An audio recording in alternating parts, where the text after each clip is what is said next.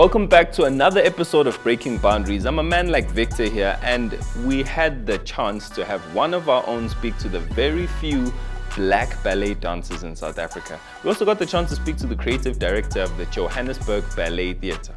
Come on, let's check it out.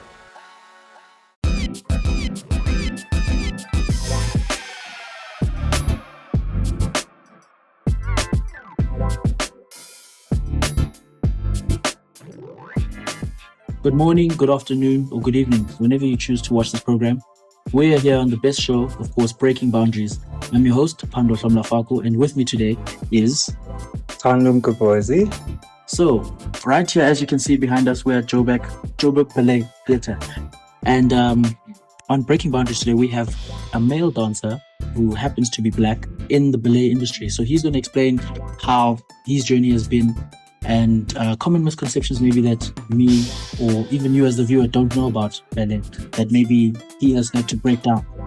So Tando, as a black male dancer, for instance, how was the first time explaining to your parents that you want to do ballet? Walk us through that journey. It's such an intriguing question. I started ballet very late. I transitioned from a normal school into an art school when I was 16. So there was not really ballet, it was contemporary and African, and then I started ballet in varsity when I was 19. It is so intriguing because there's no black male and female dancers, there's minority. So we have to push through the struggles of being the only one in the room, unless there's other people in the room. But because in varsity I was the only one who was doing ballet and I was a male, so it was quite intriguing and very interesting to learn. You guys are going to Europe soon. Could you walk us through how you feel about that opportunity and what it means for you? I quite love this company. It's very diverse and very inclusive. It welcomes a lot of black dancers in general, and they give everyone the same opportunity. So this season we've done it last year, and it was my first season I've done with the company, and I was an apprentice that time. It is so intriguing to work with different choreographers, people who are so distinguished, who are very elite in the ballet industry, and it was the first time working with high choreographers, and it was so nice to learn from different people, get to understand how they work with professionals, also being in a room full of beautiful dancers, very articulative, very talented and very expressive. What kind of legacy do you want to leave behind? Because obviously we've, with the little bit of homework we've done, we know that a lot of South African dancers are normally recruited overseas because they like the style and the way that you guys handle yourselves. So in what way would you like to be remembered to revolutionize ballet for South Africa? Currently, because ballet is very not South African, it's an European culture. But we find South Africans changing the narrative, including African movement elements into it.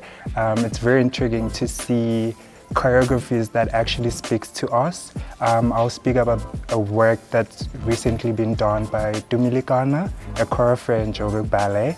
He done such a beautiful work called Mpo. It's very grounded while allowing the classical lines to be there, the European structure, but it's very intriguing to actually transcend an African story into a new classical body. I want to be remembered as a person who moved away from the struggles. The struggles are not really define who you are. They're what you must go through. It's part of the journey, unfortunately. But I'm not planning to stay long in ballet. It's such a competitive environment and it's very tough, but you just have to have a thick skin in this industry.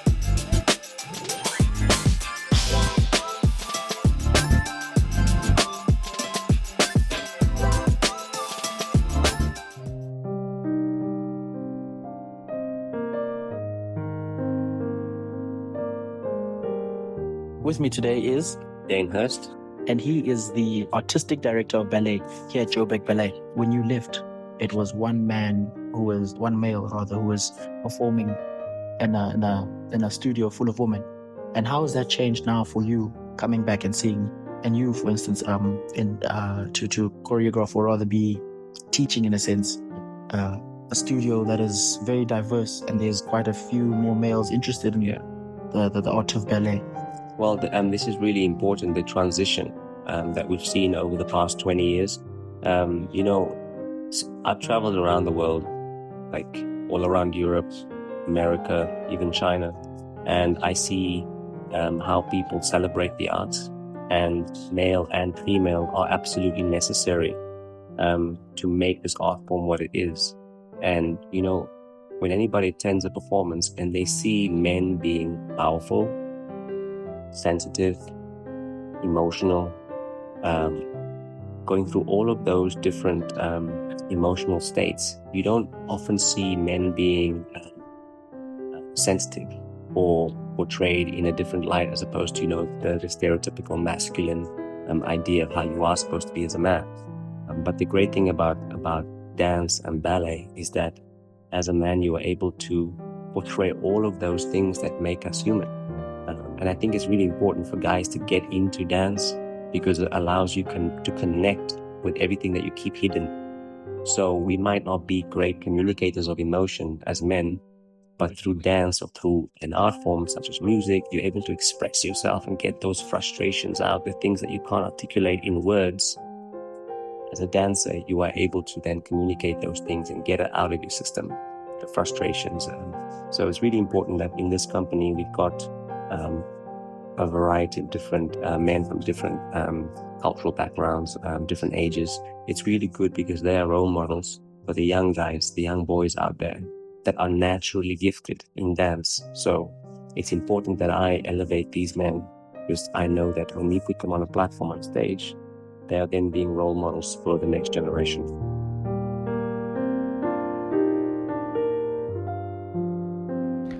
Shout out to the Johannesburg Theatre for giving us the opportunity, and a special shout out goes to Tando and Dan for making the time for us. And you guys know what to do from now.